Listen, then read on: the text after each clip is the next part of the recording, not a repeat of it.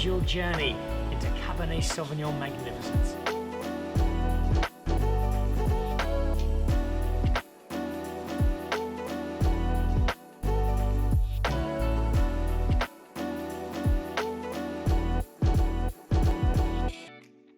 Welcome to Dan Really Likes Wine. Welcome to Marble, David Higgs's temple to good living that continues to pretty much operates like a train station, really. The crowds you see outside trying to get in here, and with good reason. The food is magnificent, and the little touches that they've done to lift the place. It was closed last month for about a fortnight, and it's subtle stuff, but gee, it looks phenomenal.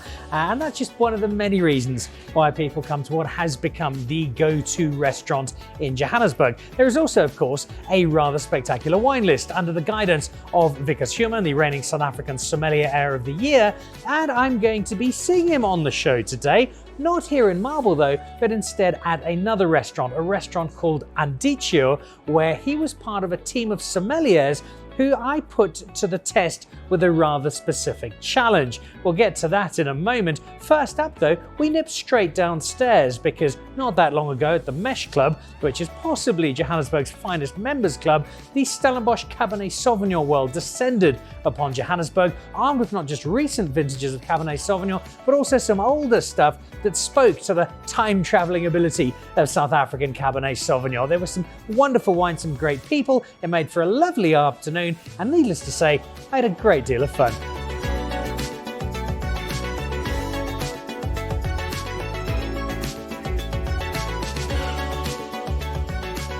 Now this is not entirely new territory for Dan Really Likes Wine, because straight above me will be a horde of middle-aged women chasing David Higgs around Marble, because that's where we are, the building in Rosebank that really has become a mecca for good living in Gauteng. This though is not Marble, this is Mesh. It is a members club, but today it's been transformed into a home of Cabernet Sauvignon, both current and vintage.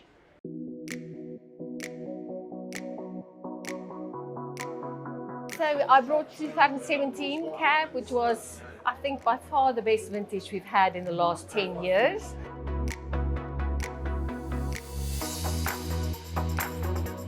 The 2012, I brought in a Magnum because wine matures so much better in a Magnum. You know, I think we should all just drink out of Magnums. You know, bottles too small in any case, empties very quickly.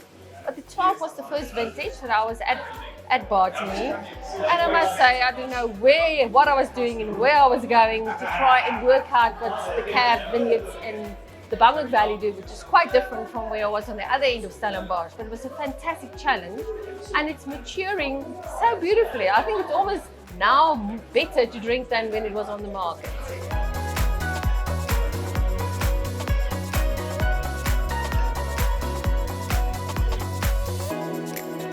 So tonight we've got Cabernet from Jonkershoek Valley. This is like our top-end Cab. Two vintages, 2012 and 2018. And well, one of the reasons I chose 2012 was because my feeling it's one of the most underrated vintages. Definitely was really cool vintage starting off, and also ended cool. So we had a really long ripening period, and finished off with like beautifully elegant style of cabs in 2012. And the reason why it's so underrated is, I think, purely because of its elegance and people not thinking it's going to age well, but I think it's definitely a vintage that's very much showing off at this stage.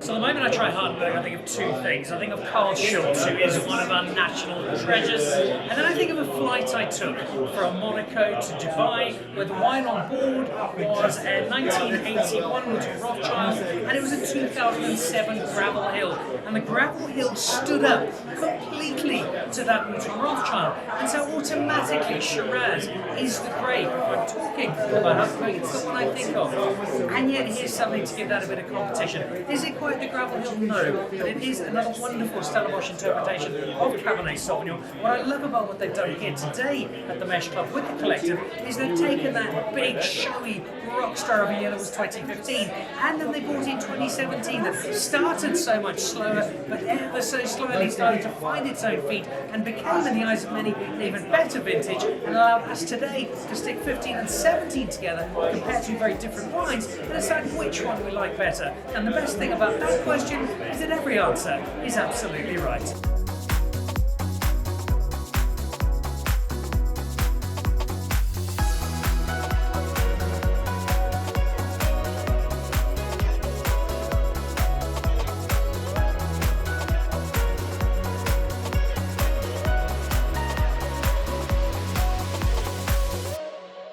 Cabernet, waterfeed is probably the most important wine that we create. The most important vineyard, really picked the site. And Cabernet really selected the most preferable site for Cabernet is Stellenbosch. We're registered as an estate, so we're very proud of the fact that we own a piece of land and we can show some great Cabernet from that specific land.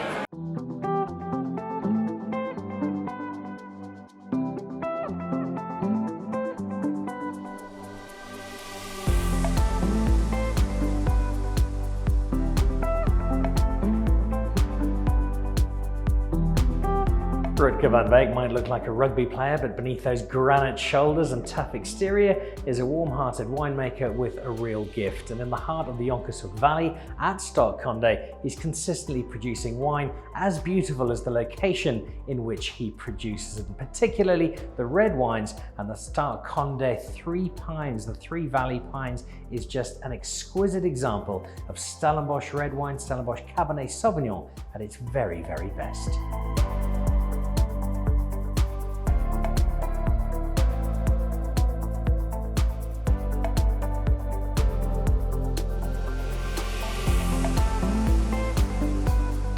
And amongst the blur of world-class winemakers at the Stellenbosch Cabernet Collective meeting up at the Mesh, Nick van Aarde, a great reputation at Warwick, but now very much creating his own legacy at Oldenburg, where that famous Rondekop and the surrounding terroir give rise to some exquisite wine, and again, Cabernet Sauvignon right to the fore. That has been the case with all of the wine today. Stellenbosch makes some beautiful varietals. It does wine across the board so very well, but there's no doubt that the defining signature of the area remains its Cabernet Sauvignon.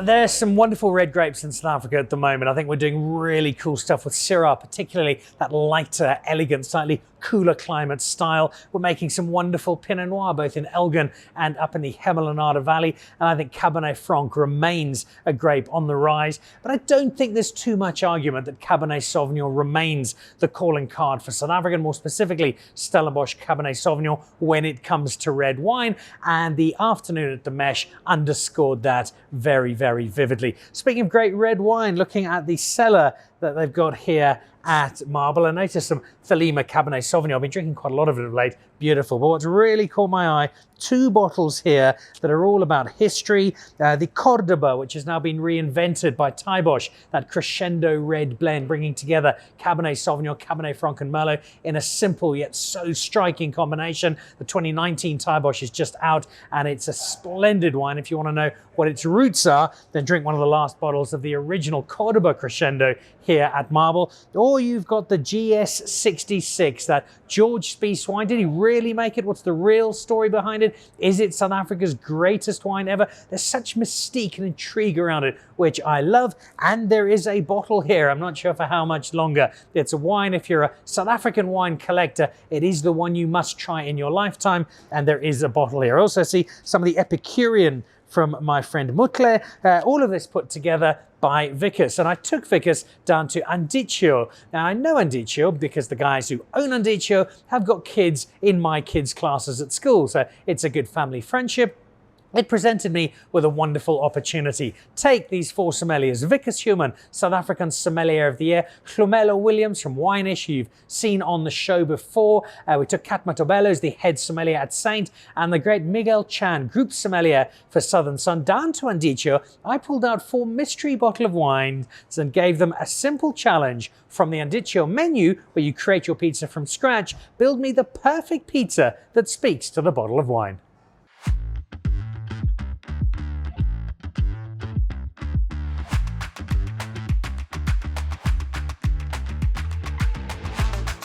Fine wine often means fine dining, but it doesn't always have to be the case. And to prove a welcome exception to that rule, I decided to drop in on Andiccio. Now, I know Andiccio well because Charlie from Andiccio and myself have sons in the same class at Saheti. Aidan and Michele are great mates, and they both love Andiccio pizza, as do I. So I've roped in 4 of South Africa's top wine authorities: Miguel Chan, the group sommelier of the Southern Sun Group; Mathobela, who's the head sommelier at Saint; Hlumelo Williams, who's the presenter and host of Wine-ish, and the international sommelier of the, well, he's the South African Sommelier of the Year. He'll probably be international one day, the great Wikus, to come in, taste some wine, some mystery wine. They don't know what's coming, and from there, from the menu at Andiccio, build up the perfect pizza to match their wine.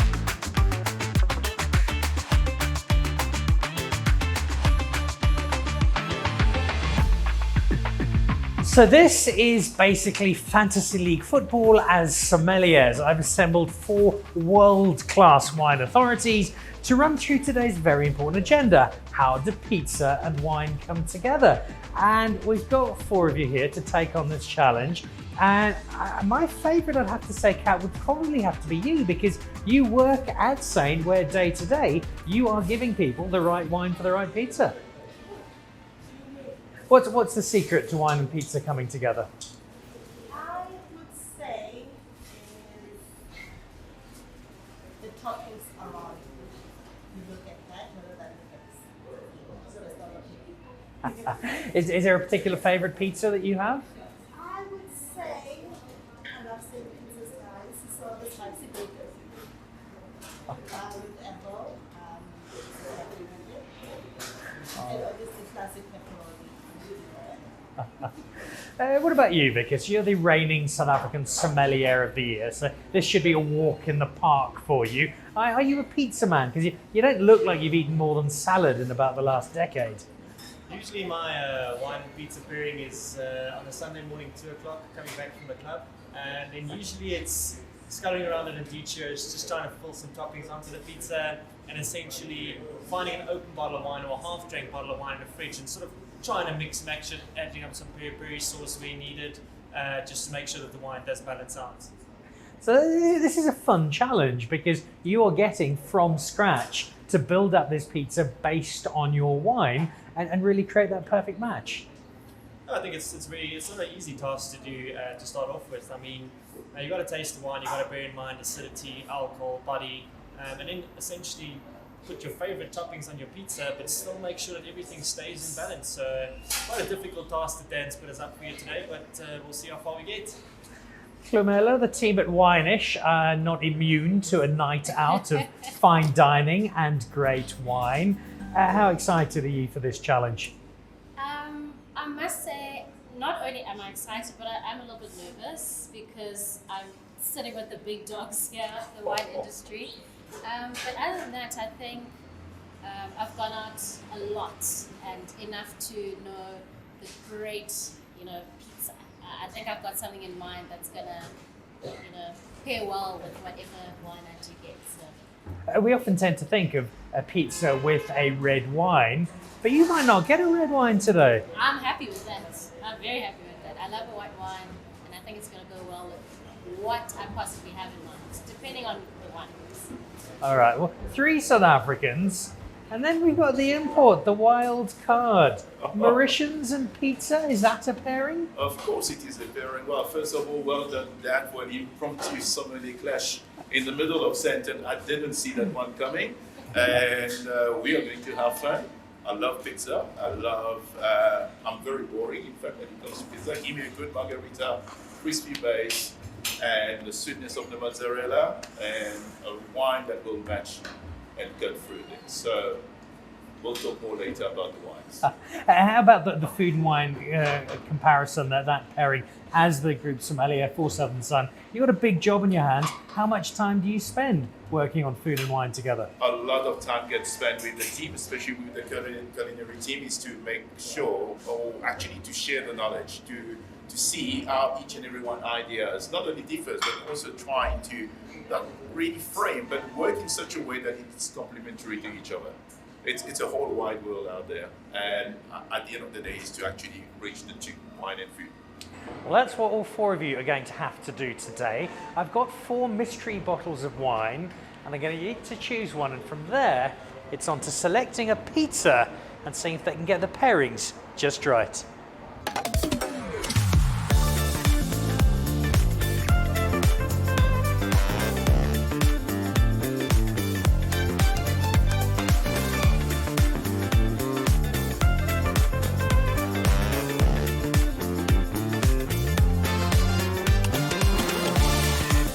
I don't want anything that's going to overwhelm the wine as well. Like I want to have those nice sort of flavors, but still have a really nice, fresh tasting pizza.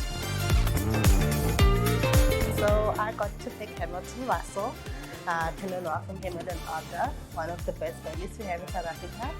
Really love that place. Okay, so I'm doing mozzarella.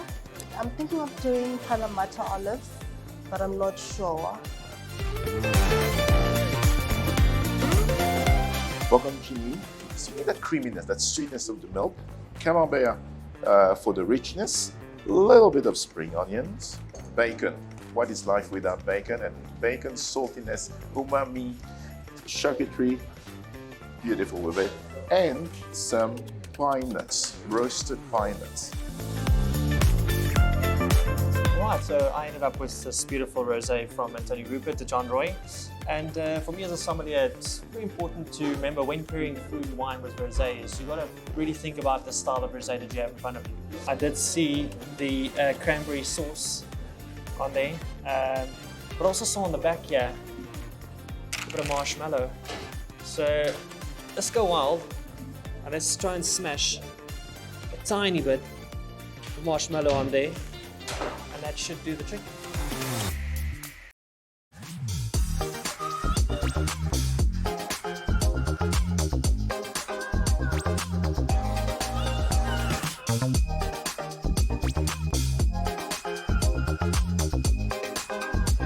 So with the pizza done, it needs to be judged. Now, I can't do it all on my own. That would be far too objective, so I've got some help. Daniel, you know a little bit about pizza. Yes, yeah. So thank you guys for coming to NG 24. Very proud and happy to have you guys here. We pride ourselves on offering a fine restaurant quality pizza in like a quick service restaurant environment. So I think the idea of the show goes really well. You know, pairing the fine wines with our fine pizza, and really looking forward to the show. Pizza and judging and wine, the pizzas. Something you do a lot of? Yeah, definitely. I wouldn't say I'm an expert in wine, expert in pizza, but I think this is going to go really well together, and looking forward to the judging, to the tasting. All right, so we've got the expert in pizza, we've got somebody who drinks rather a lot of wine. Together, we'll be judging our 4 wine specialists to see whether or not they've got it just right.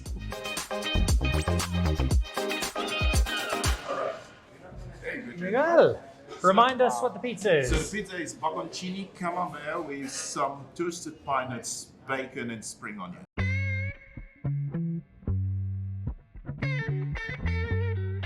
I'm a sucker for pine nuts, I love them. Yeah. And that butteriness to them. You've just got the age on these bubbles. I think of all the touches here, that's the inspired one. All right, so we're 1 down. The Mauritian is off to a flying start. On to pizza number 2. Aha! Nice. Oh, wow. Nice and colourful. What we have here is we have our margarita, some cream cheese and chives, fresh cherry tomatoes, and then our smoked salmon. Please add some lemon to the smoked salmon, just to break that richness a little bit, adds a lot of citrus to it. And then for those who's a bit daring, usually when I have my pizza at 2 o'clock in the morning, you know that people are walking to MD Church at that time in the morning. Always creates a little bit of sweetness. So I've got some marshmallow on the side for those daring enough, just to add that on. It will definitely add to the wine, so enjoy.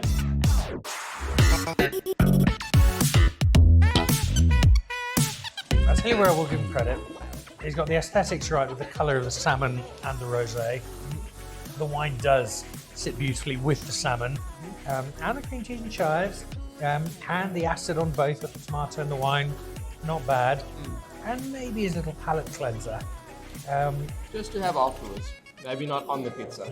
But without coming to a final judgment just yet, I'll say he's probably top 5 for now, and we'll go forward from there.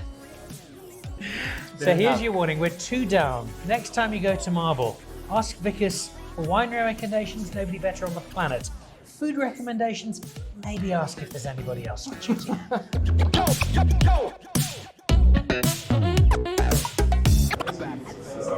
Alright, gentlemen, what I have for you here is a margarita base, followed by some Kalamata olives, some Motown, just for that little bit of saltiness. I've got a little bit of sun-dried tomatoes for that dry undertone of acidity to the pizza. For freshness, I'm a sucker for lemon, which comes off with a bit of basil and rocket. What's on this pizza, Kat? Definitely see more toppings in this, and it goes really well together. It is, and the foliage on top has added some freshness. There is a real liveliness to this wine, and I think they've come together really well. And it leaves me just to say, can we get Kat to give Wikus some classes in pairing wine and pizza? Long overdue.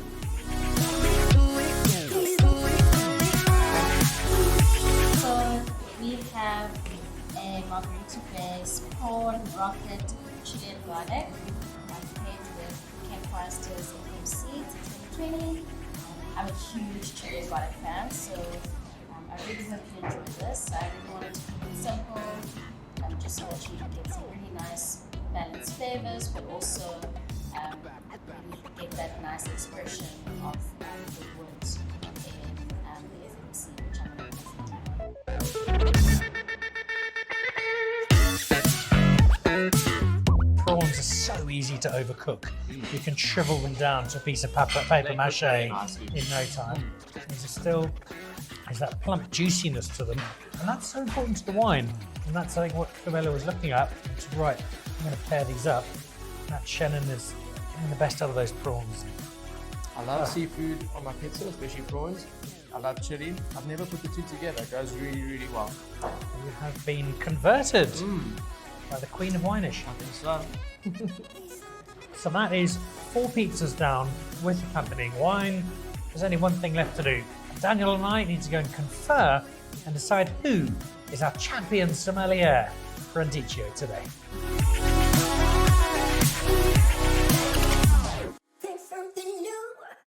So we are wrapped. We have tasted the pizza. Daniel and I have paired them with the wine. And it's been a sterling effort from all 4. Our South African Sommelier of the Year, Wikus, Kat, who runs the show at Saint, Hlumelo, who's got the coolest wine show on TV, and Miguel, who runs pretty much every hotel in the country at the moment. And I think, Daniel and I have just been chatting, it was a really exciting collaboration. Everyone was just genuinely creative. No, it was very interesting. Really enjoyed it. I mean, the wines were all excellent. Pizzas were great, some better than others, obviously, which we'll chat about now. But really enjoyed the combinations and the creativity, guys. Thank you. Excellent. Well, guys, well done, everyone, and thanks for jumping in so enthusiastically and with so much fun. Come dine with me, style. We'll start with third place, and third place was the pizza, and it was very narrow amongst the top 3. But third place was that feast of foliage that we saw. The forestry, the greenery, yes.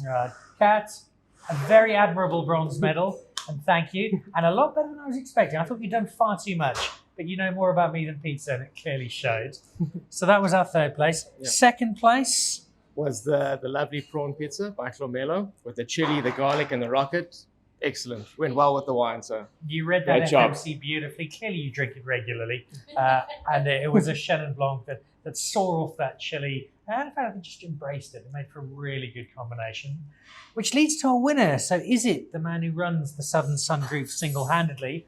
Or is it the man who heads up the entire Marble Group as South African Sommelier of the Year? Which one was it, Daniel? It was a very close call. Not really. But we're going to have to go with Miguel. Excellent. The 3-cheese pizza went really, really well. Really enjoyed it and did an excellent job. Really, I'll definitely order that pizza again, anytime. I must add, we are all winners. Yes, you are. There's a diversity of food and wine pairing. It's the subtlety of the wine and the pizzas and everything else. It was really good. And Wikus, that was very brave of you. Very interesting combination. We'll have to try it again sometime, but good job to you too. Thank you. Well, guys, what you did is you gave us a really cool perspective on pizza and on wine. So whether it's Andicio or wherever else you get your pizza, do have a look.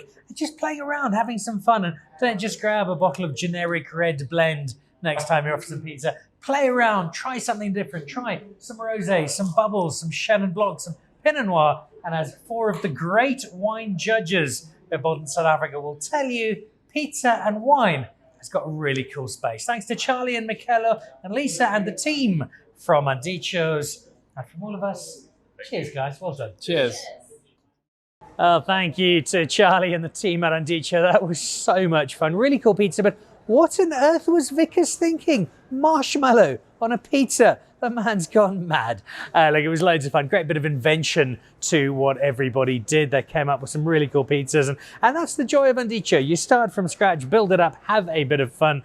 And that's exactly what we did. And some superb wine there as well. And it showed fine wine and pizza. Well, there's a combination that goes together really, really well. Now, you won't find pizza on the menu here. You will find pizza on the sister restaurant Saints menu. But what you will find is food bought off that famous grill sitting behind me, brought in from America and infusing the art of flame into so much of the menu that David Higgs and his team have created so carefully. And it's why coming to Ease here is something I probably do once every couple of weeks, because it is just such an experience.